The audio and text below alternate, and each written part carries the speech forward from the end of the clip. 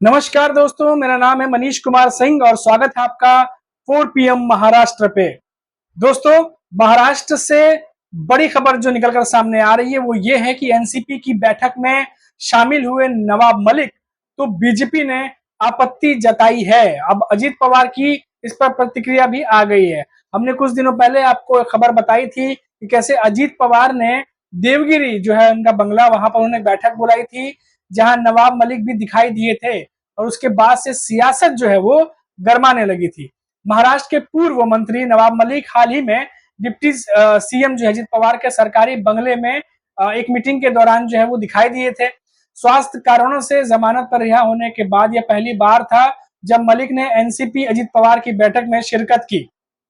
अब ऐसे में सोशल मीडिया पर जब ये वायरल हो गया वीडियो, तो मलिक को एनसीपी अजीत पवार के अन्य विधायकों और एमएलसी के साथ बैठक करते देखा जा सकता है। जब पत्रकारों ने डिप्टी सीएम अजीत पवार से पूछा कि क्या मलिक एनसीपी और उनके गुट में शामिल हो गए हैं, तो अजीत पवार ने कहा कि क्या आपको कोई समस्या है। इस सवाल को पवार ने टालने की कोशिश की, लेकिन मलिक ने अब तक स्पष्ट नहीं किया है कि वह एनसीपी के शरद पवार गुट या अजीत पवार के खेमे में शामिल होंगे। पिछले साल अगस्त में जमानत मिलने के बाद मलिक विधानसभा के शीतकालीन सत्र में शामिल हुए थे। हिंदुस्तान टाइम्स एक अखबार है जिसमें एक रिपोर्ट भी आई थी कि पार्टी के एक अंदरूनी सूत्र ने बताया था कि मलिक को औपचारिक रूप से बैठक में आमंत्रित किया गया था। अब इसके पीछे कई कारण हो सकते हैं, क्योंकि पहले से भी एक दूसरे को सारे नेता जानते ही हैं, और औपचारिक था या अनौपचारिक था ये ज्यादा बेहतर तो अजीत पवार और मलिक बता पाएंगे। लेकिन बीजेपी नेता और डिप्टी सीएम ने जो है इस पर अब आपत्ति जता दी है। मलिक के विधानसभा सत्र में भाग लेने के तुरंत बाद उप मुख्यमंत्री देवेंद्र फडणवीस ने अजीत पवार को पत्र लिखकर कहा कि पूर्व मंत्री का महायुति का हिस्सा बनना उचित नहीं होगा। और ये सारी चीजें हमने आपको पहले भी बताई थी, क्योंकि उनके खिलाफ गंभीर आरोप है। और फडणवीस ने लिखा कि अपनी पार्टी में किसे शामिल करना है आपका अधिकार है, लेकिन गठबंधन के हर घटक दल को इस बारे में सोचना होगा कि क्या इससे गठबंधन को नुकसान हो रहा है। इसलिए हम इसका जो सत्तारूढ़ गठबंधन में शामिल होने का विरोध करते हैं। इस साल के जनवरी में सुप्रीम कोर्ट ने मनी लॉन्ड्रिंग मामले में मलिक की अंतरिम जो जमानत है वो 6 महीने के लिए बढ़ा दी थी। और जुलाई 2023 में महाराष्ट्र के पूर्व मंत्री ने जो ईडी द्वारा जांच जो हो रहा है मामले का, उसके मेडिकल के आधार पर जमानत देने से इनकार करके बॉम्बे हाईकोर्ट के आदेश के खिलाफ सुप्रीम कोर्ट का रुख कर लिया था। तो ये तमाम चीजें अब चल रही हैं।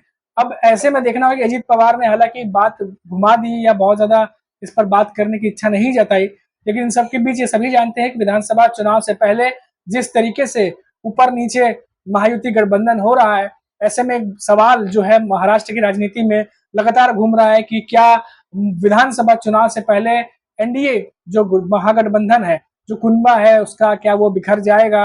और इसी चीज को लेकर के जो है तमाम जो महायुति की दल है उनके यहाँ से खबरें आती रहती हैं। अब महाराष्ट्र में होने वाले विधानसभा जो चुनाव है उसको लेकर तमाम पार्टियां जो है उन्होंने तैयारी शुरू कर दी है। अब ऐसे में जो सबसे बड़ी चीज निकलकर सामने आ रही है वो उठापटक देखने को मिल रही है महायुति और उसका गठबंधन जो सहयोगी दल है उनमें।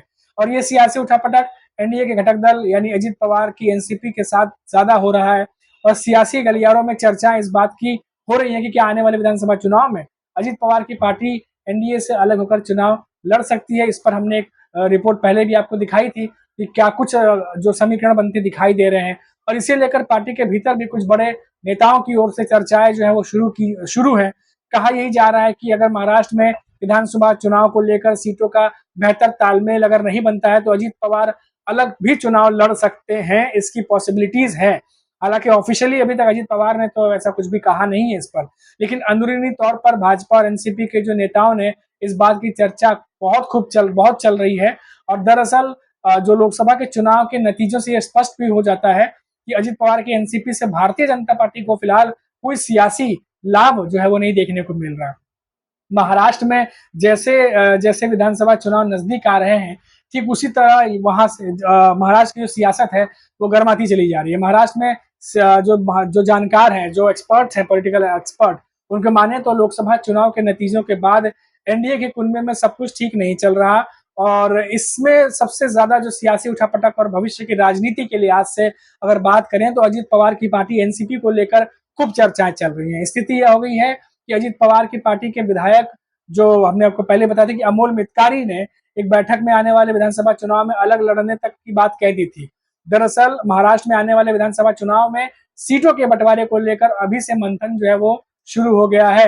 हमारा और राजनीतिक जानकारी बताते हैं कि जिस तरीके से लोकसभा के चुनाव में जो प्रदर्शन अजीत पवार की एनसीपी का रहा, उस लिहाज से उनको विधानसभा के चुनाव में मन मुताबिक सीटें मिलना मुश्किल लग रहा है। और यही वजह है कि सीटों के पेच फंसने से पहले ही अजीत पवार की एनसीपी आने वाला विधानसभा चुनाव में अपने नए रास्ते तलाश सकती है।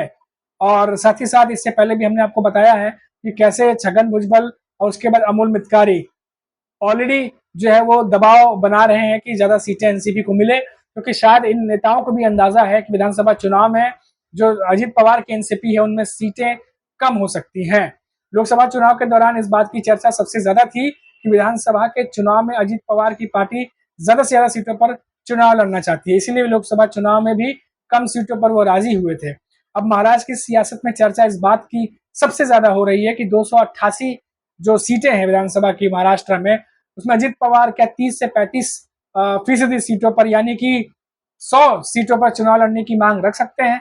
अब ऐसे में जानकार तो यही कह रहे हैं कि एनसीपी की ओर से जो आवाज उठ रही है, तो निश्चित तौर पर महाराष्ट्र के विधानसभा चुनाव में एनडीए के घटक दलों पर खासतौर से एनसीपी के अलग होने की संभावनाएं प्रबल हो जाएंगी अगर उन्हें उनके मन मुताबिक सीट नहीं मिलती है, क्योंकि अजीत पवार के एनसीपी में भी कई सारे ऐसे नेता हैं जो बयान दे रहे थे, उनसे यही लग रहा था कि वो सहयोगी दलों से थोड़ी खफा भी चल रहे हैं सहयोगी दलों के साथ, और इस बार वो पूरा चाहते हैं कि विधानसभा चुनाव में उन्हें सीटें भी दिया जाए और साथ ही साथ परफॉर्म करने के लिए आजादी भी।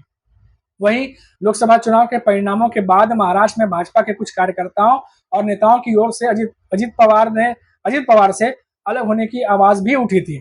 अब भाजपा के कई सारे ऐसे नेता हैं जो बीच में उन्होंने भी कई सारे बयान दे दिए थे, और इन्हीं सबको देखते हुए चाहे वो भाजपा की तरफ से बात करें, अजीत पवार की तरफ से बात करें, पार्टी के नेताओं को कह दिया गया था कि कोई भी बयान देने से पहले एक बार जो शीर्ष के नेता हैं उनसे विचार विमर्श करिए, उसके बाद ही बात करिए, क्योंकि ऐसा ना हो कि बयानबाजी के दौर पर कोई फर्क जो है वो गठबंधन पर पड़े।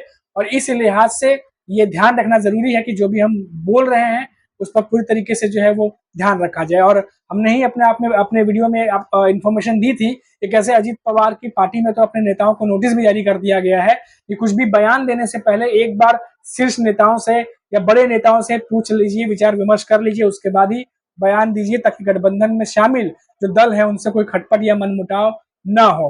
तो ये तमाम भी सतर्कता जो है वो बढ़ती जा रही है। तो फिलहाल जो महाराष्ट्र से बड़ी खबर आ रही थी वो सब मैंने आपको बताई है।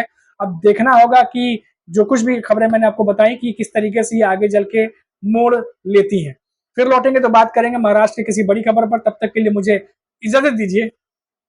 नमस्कार।